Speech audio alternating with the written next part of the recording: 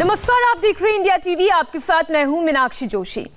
Corona की vaccine आने वाली है, लेकिन उससे पहले कोरोना के नए अवतार का खौफ बढ़ता जा रहा है। भारत में भी कोरोना वायरस के नए स्ट्रेन की पुष्टि हो चुकी है।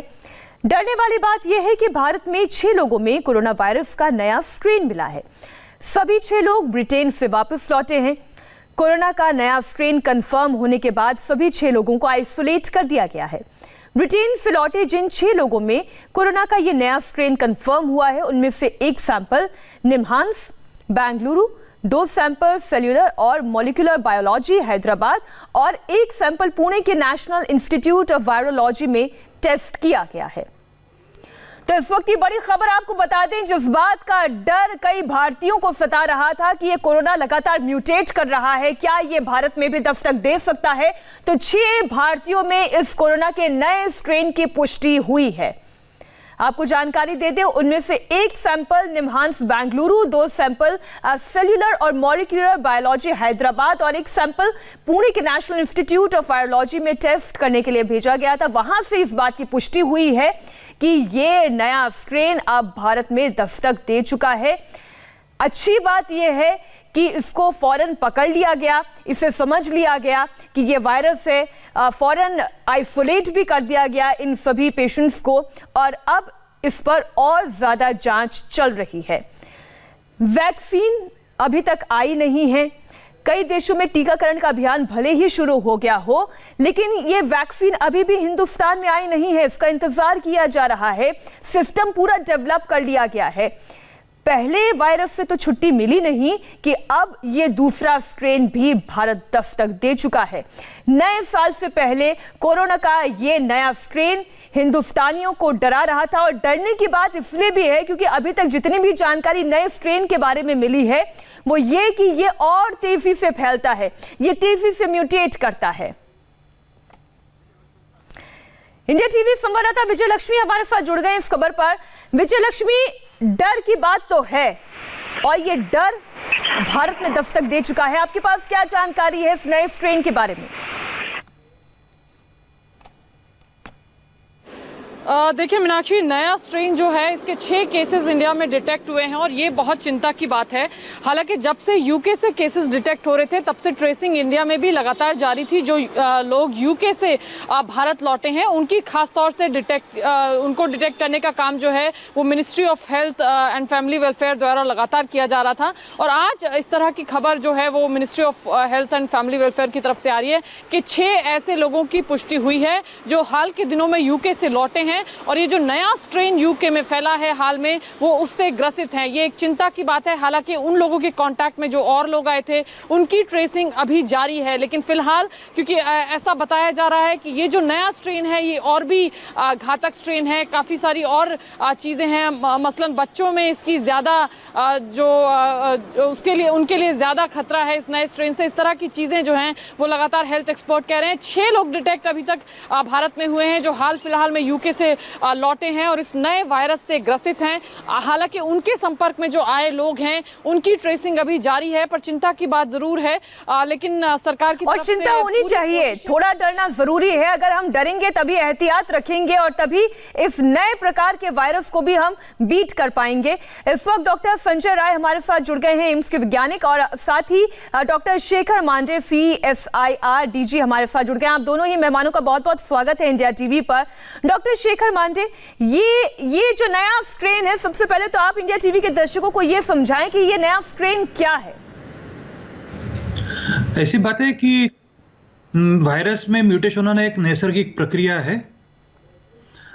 हर वायरस में म्यूटेशन होते रहते हैं और कोविड में भी हम लोगों ने देखा है कि 1 साल से जो कोविड हमारे साथ है इसमें म्यूटेशंस पूरी दुनिया में हर जगह अलग अलग आ रही है। अब हाल ही में यूके में एक नए म्यूटेशंस की उन लोगों ने बात की थी जिसमें वायरस में टोटल 17 म्यूटेशंस जो है उनको प्रोटीनों पर उनका असर होता है, अलग अलग प्रोटीनों पर। और ये 17 म्यूटेशन की वजह से, जैसे कि ये म्यूटेशन उनके सामने में सितंबर में भी आया था, सितंबर में, लेकिन अभी की उनकी जो रिसर्च के बाद उनको पता चला है कि ये म्यूटेशन की ट्रांसमिसिबिलिटी थोड़ी ज़्यादा होती है। ट्रांसमिसिबिलिटी यानी कि अगर पहला स्ट्रेन कुछ लोगों को ट्रांसमिट कर सकता था, ये करीबन उससे 50-60% और ज़्यादा ट्रांसमिट करता है। मतलब तो आसान भाषा में अगर हम ये समझे डॉक्टर शेखर कि अगर पहला वायरस 10 लोगों में फैल रहा था तो ये नया वायरस, ये नया स्ट्रेन 50 से 60 लोगों में तेजी से फैलेगा। अगर पहला नंबर अगर 10 होता तो इसका नंबर 15-16 होता, 15-16 मतलब है इसका। ठीक। तो इसकी ट्रांसमिसिबिलिटी ज्यादा है ये 17 म्यूटेशन की वजह से, यही बताया गया है अभी तक। और इससे अलावा ज्यादा कुछ ज्यादा पता नहीं है, इससे ज्यादा और क्या है इसके बारे में पता नहीं है फिलहाल। जी, डॉक्टर संजय राय भी हमारे साथ जुड़े हुए हैं जो एम्स में कोरोना वैक्सीन पर ही काम कर रहे हैं। डॉक्टर संजय राय, हम तो इंतजार कर रहे थे कि जल्द से जल्द ये वैक्सीन भारतीयों को लगे, इसके डोजेज मिले और हम कोरोना से मुक्ति पाएं, लेकिन ये तो नया स्ट्रेन आ गया। क्या ये वैक्सीन इस नए स्ट्रेन पर भी उतनी कारगर होगी? देखिए, अभी कुछ भी कहना बहुत ही मुश्किल है इसके लिए कि वो उस पर कार्य करेगी या नहीं करेगी।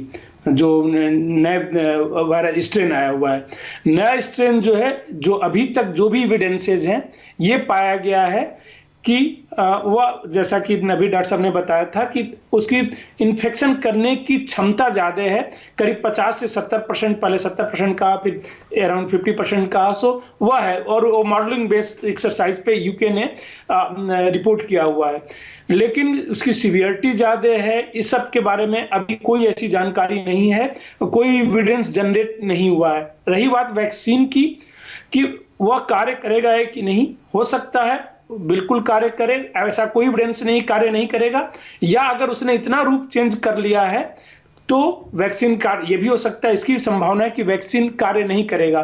लेकिन जो वैक्सीन हम इंडिजिनस यहाँ पे कर रहे हैं वो होल विरियान किल्ड वैक्सीन है, जो चाइना में भी यूज हो रहा है, कई जगह यूज हो रहा है। इसमें किसी भी वायरस के चारों प्रोटीन जो है, जैसे सार्स कोरोना वायरस 2 है, इसमें 4 प्रोटीन होते हैं। एन प्रोटीन होता है, मतलब ई प्रोटीन होता है, स्पाइक प्रोटीन होता है और मेम्ब्रेन एम प्रोटीन होता है। सो ये चारों प्रोटीन जब आप होल वायरस को यूज करते हैं तो वो प्रिजर्व रहता है।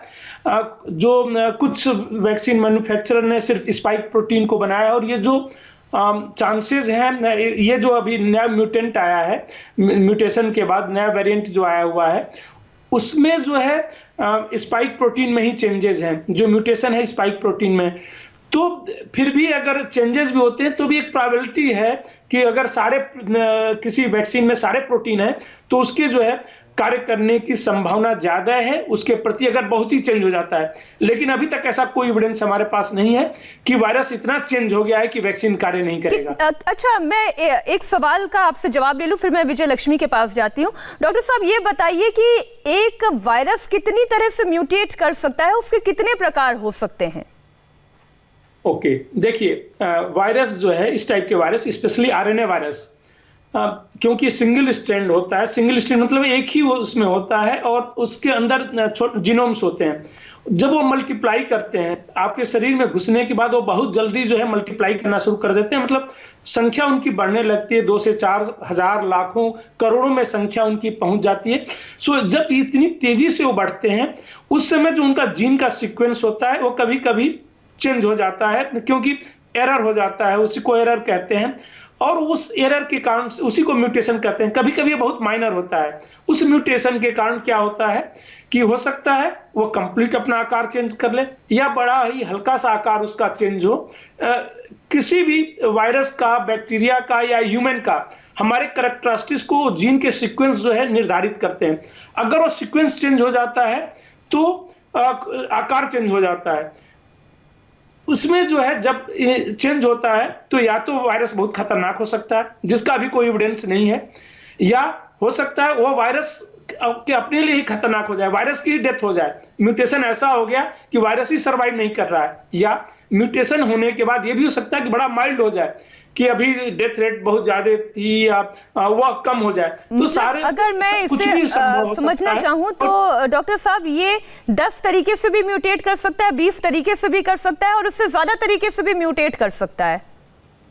वही मैंने बताया कि म्यूटेट करता है जब रेप्लिकेशन उसका होता है, और ये इसकी कोई लिमिट नहीं हो सकती, कोई लिमिट नहीं है, अनलिमिटेड तरीके से म्यूटेट कर सकता है। ठीक है, विजय लक्ष्मी, आप ये बताएं कि भारत में जो स्ट्रेन पाए गए हैं उसके बारे में अभी तक डॉक्टर्स ने क्या क्या जानकारी दी है? देखिए अभी क्योंकि डिटेक्शन हुआ है और यूके से ये स्ट्रेन आया है, और जैसे कोविड-19 के भी काफ़ी सारे स्ट्रेन थे, जो पहला वेव था उसमें हर रीजन के अलग अलग स्ट्रेन्स थे। अभी इंडिया में जो स्ट्रेन है वो देखना पड़ेगा, उस पर रिसर्च जो है वो ज़रूर जारी होगी। किसी तरह की कोई जानकारी फिलहाल नहीं है कि किस तरह का जो ये यूके से जो स्ट्रेन आया है म्यूटेशन हुआ है और वहाँ से भारत पहुँचा है। दक्षिण भारत में 5 केसेस हैं और 1 केस पुणे में है, 3 केसेस बेंगलुरु में पाए गए हैं मीनाक्षी, और 2 केस जो हैं वो हैदराबाद में हैं और 1 केस पुणे में है। तो ये 6 केस जो हैं वो डिटेक्ट हुए हैं। ये तमाम लोग यूके से हाल फिलहाल में लौटे हैं। जिस तरह से मैंने बताया, पूरा एक ड्राइव था मिनिस्ट्री ऑफ हेल्थ की तरफ से इन लोगों को डिटेक्ट करने का, और फिर उसके बाद में जो प्रक्रिया है आगे की, आइसोलेट करके जो मेडिकल जिस तरीके से चीज़ें फॉलोअप होनी चाहिए वो की जा रही हैं। इनके संपर्क में जो लोग आए उनकी भी ट्रेसिंग की जा रही है, उनको भी आइसोलेट और आगे की जो मेडिकल जिस तरह से चीज़ें होनी चाहिए, आइसोलेशन और तमाम चीज़ें की जाएंगी। लेकिन अभी फिलहाल जो ट्रेसिंग की प्रक्रिया है वो जारी है। लेकिन फिलहाल जो ट्रेसिंग हुई है वो 6 नागरिकों की हुई है जो भारत हाल फिलहाल में लौटे हैं यूके से। बाकी की चीज़ों को लेकर के अभी स्पष्टता आनी बाकी है कि किस तरह का स्ट्रेन है, क्योंकि यूके में ये स्ट्रेन पाया गया है जो म्यूटेट हुआ है, और कहा जा रहा है कि जो कोविड-19 से म्यूटेशन होकर के ये जो नया स्ट्रेन है ये और ज़्यादा घातक है और ज़्यादा खतरनाक है। और तो इस तरह ये हम हमारे जो मेहमान हैं उन्हीं से समझ लेते हैं कि क्या डॉक्टर शेखर मांडे ये और ज्यादा घातक है, क्या हमें इससे और ज्यादा डरने की जरूरत है, या फिर कुछ आर्टिकल्स हमने ऐसे भी पढ़े, कुछ डॉक्टर्स की राय ये भी है कि जैसे जैसे ये म्यूटेट होता जाएगा, दरअसल ये कोरोना वायरस खुद अपने आप को भी इंसानी शरीर में बचाने की कोशिश कर रहा है। वो नहीं चाहता इंसान का शरीर डेड हो जाए, क्योंकि उसी के साथ साथ उसकी भी मौत हो जाती है। तो इसे थोड़ा सा आप आसान भाषा में समझाएं कि ये अब और ज्यादा डेंजरस है, और ज्यादा खतरनाक है, या अब पहले से ज्यादा डरने की जरूरत नहीं, जितना हमने कोरोना काल में कर लिया उतना काफी है। अभी तक तो हमको डरने की जरूरत नहीं है।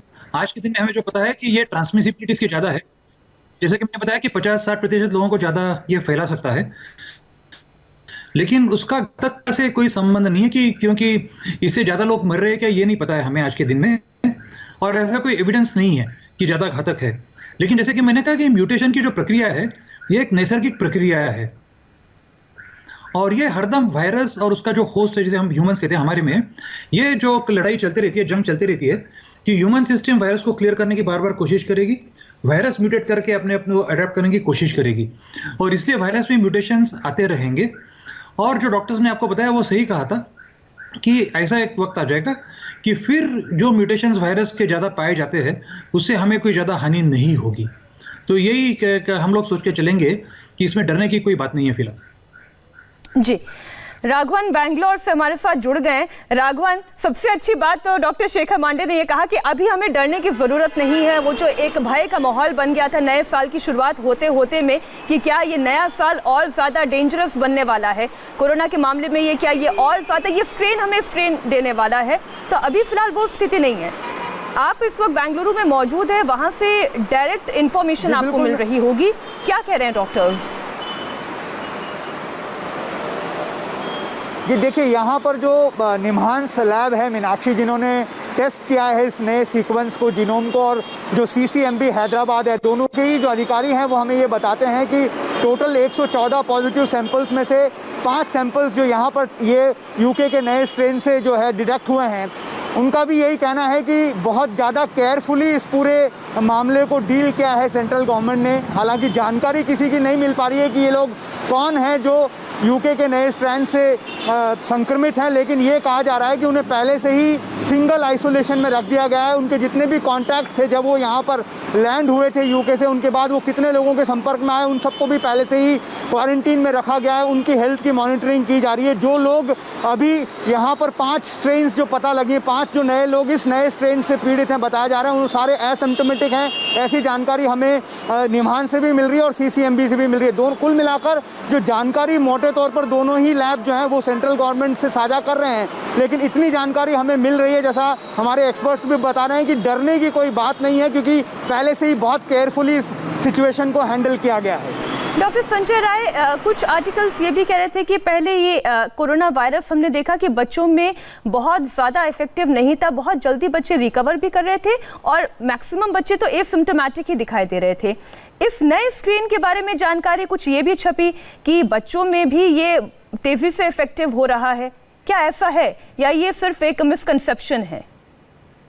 देखिए, अभी तक कोई ऐसा ये नहीं है एविडेंस हमारे पास कि ये कह पाए कि एडल्ट में या बच्चों में ये ज्यादा है। एडल्ट में भी जो है सिवियरिटी का नहीं है कुछ भी, बच्चों में भी ये हो सकता है, थोड़ी सी प्रोबेबिलिटी, क्योंकि जब इन्फेक्शन रेट ज्यादा है तो बच्चों में भी देखिए सभी लोग एक्सपोज्ड हैं। जो सार्स कोरोना वायरस 2 है, चाहे बुजुर्ग हो बच्चे हो, एक्सपोजर का रिस्क बराबर है सबको डिजीज होने का, बट सीवियरिटी होने का रिस्क अलग अलग होता है। जैसे बच्चों में सीवियरिटी होने का रिस्क ऑलमोस्ट न के बराबर होता है, एडल्ट में थोड़ा उससे ज्यादा है, और एल्डरली पॉपुलेशन में या जो कोमॉर्बिड कंडीशन के साथ है उनमें थोड़ा ज्यादा है। ये होता है सेम जो है, ये जो नया स्ट्रेन आया है अभी तक ऐसी कोई जानकारी नहीं है, कोई एविडेंस नहीं है। ये लोगों का आकलन के बेसिस पे कि हो सकता है, और ये हो सकता है जो है बिना एविडेंस की हमें बात नहीं करनी चाहिए, क्योंकि अभी तक जो भी एविडेंसेस हैं सरकार भी उसको क्लोजली मॉनिटर कर रही है। डॉक्टर साहब, और इसलिए हम इंडिया टीवी के जरिए भी आप जितने भी साइंस के फील्ड में काम करने वाले जितने भी डॉक्टर्स हैं उनकी मदद से ये हम समझने की कोशिश करते हैं और दर्शकों को समझाने की भी कोशिश करते हैं कि पैनिक करने की जरूरत नहीं है। जो कोविड प्रोटोकॉल आप पहले पालन कर रहे थे वो आज भी आप पालन करें, और इस पूरे मामले में सरकार बहुत ही सतर्कता के साथ काम कर रही है। हमारे देश के साइंटिस्ट बहुत सतर्कता के साथ काम कर रहे हैं, वैक्सीन तैयार हो रही है। हमने अभी तक कोरोना से लड़ाई लड़ी है, इस नए स्ट्रेन से भी लड़ाई लड़ ली जाएगी। बहुत बहुत धन्यवाद हमारे साथ जुड़ने के लिए डॉक्टर संजय राय, डॉक्टर शेखर मांडे, विजयलक्ष्मी और टी राघवन, आपका भी बहुत बहुत शुक्रिया। Thank you so much. और कोरोना से जुड़ी एक और बड़ी खबर एक छोटे से ब्रेक के बाद।